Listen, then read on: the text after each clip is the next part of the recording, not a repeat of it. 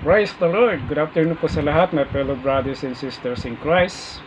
Binabati ko po ang mga taga-UPC, kagaya po Sister Helen, Sister Ian, Sister Hazel, Sister Nora, at ang mga apostolic, kagaya po ni Sister Robelyn, Sister Rhoda, at me, at yung iba pa, Sister Nolsi, na mga member po ng online apostolic fellowship group na ginagampanan ko dito sa online sa social media.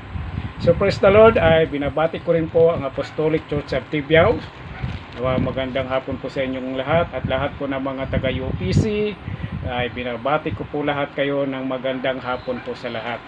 So una po sa lahat ay nais ko po magbahagi sa inyo ng konting mensahe sa pamagitan po ng obey God's word. Amen. So, ang sabi po dito ni Jesus Christ sa kanyang mga talata, sabi niya, if you love me, you will keep my word and you will keep my commandments. So, kukunin po natin ang talatang if you love me. Ang sabi po ni Jesus Christ, dito siya po ang ating Panginoon, kung mahal mo ako, ano sabi niya? Iingatan mo ang aking salita at susundin mo ang aking utos. Tama? Dahil kung mahal mo lang ako at hindi mo naman iniingatan ang aking salita at hindi mo ito ina-apply sa sarili mo, aba, may problema. Di ba? So kung mahal mo ako, sabi ng ating Panginoon, ayon po sa John chapter 14 verse 15, malinaw na sinasabi. Ang sabi niya, kung mahal mo ako, iingatan mo ang aking salita at tutuparin mo ang aking mga utos. Hindi pwedeng nagmamahal ka sa Diyos pero hindi mo naman iniingatan ang kanyang salita. Hindi pwedeng magmamahal ka sa Diyos, hindi ka naman sumusunod sa kanyang mga utos. Amen? Yes, totoo po, ang Diyos ay mapagmahal. Hindi siya nagtatangi at hindi po siya namimili. Ang kanyang biyaya at habag, yung tinatawag natin na grace, ay lagi po ipinapairal po sa atin. Ibinibigay niya po ito sa atin ng libre sa lahat ng tumatanggap. Pero ang nais po ng Panginoon sa hapong ito, sa pamagitan po ng konting pangangaral po ng salita ng Diyos, ang sabi niya, kung mahal mo ko, mamahalin mo rin ang aking salita. At kung mahal mo rin ako, sabi ni Lord, susundin mo ang aking mga utos. Amen? Hindi pwedeng susunod tayo sa Panginoon kung wala ka namang pag-ibig sa ating kapwa. Hindi pwedeng susunod ka sa ating Panginoon na nagtatangi ka sa kapwa.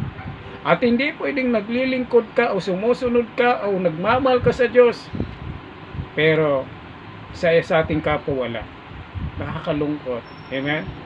So, ang tunay na paglilingkod sa Diyos, kung talagang mahal mo ang Diyos, dapat hindi po tayo nagtatangi. Hindi po tayo namimili. Ang tunay na nagmamahal sa Diyos, kapatid, hindi lamang po nagbibigay ng limitasyon, kundi pinapairal niya gaya ng pag-ibig ng Diyos sa atin. Amen? Paano po yung pastor kung ang aking kapatid ay mahal ko siya pero paulit-ulit na nagkakasala? Yes, utos po yun ng ating Panginoon. Sabi nga niya, kung mahal mo ako, ano sabi niya? Love your enemy. Napakahirap po magsalita ng pagmamahal sa ating kapwa kung ikaw ay may kaaway sa ating kapwa. Amen? So yung pagmamahal na yan sa ating Panginoon, may kaakibat din yan ang pagmamahal sa ating kapwa. Paano naman pastor kung paulit-ulit yung ginagawa sa ating ito? Ang sabi po ng ating Panginoon, amen? Kung nagkasala ang kapatid mo, patawarin mo.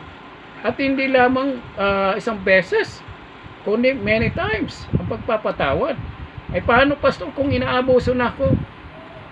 Amen? Pag-isipan mo mabuti kung tama na po ba yan yung kanyang ginagawa sa iyo.